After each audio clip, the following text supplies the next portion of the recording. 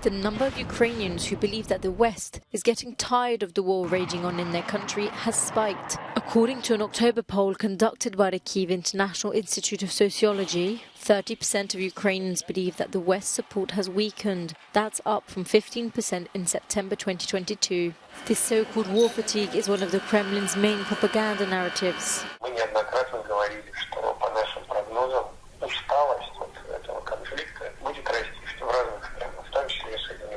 However, the majority of Ukrainians believe that Western support is strong and is unlikely to weaken in the coming months.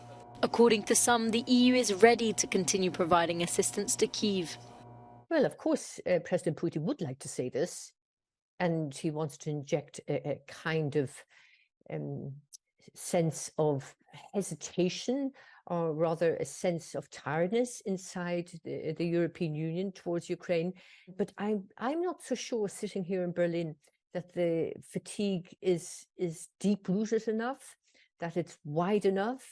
But the sense that the war has gone on long enough is out there among the member states, but it's not deep enough and wide enough to actually say, to come to the point where the Europeans say enough is enough, let's negotiate. It's so important to have a good understanding of what's at stake in the conflict, which isn't just the future security order of Europe and the potential for more Russian aggression, but is also around the economic and political systems that Ukrainians are fighting for the reform of and fighting to join together with their European neighbors. This is a conflict worth supporting Ukraine in, because the alternative, in which Putin wins and destroys that country, will lead not only to a shattering of the European security paradigm, but the political and economic paradigm across Europe as well.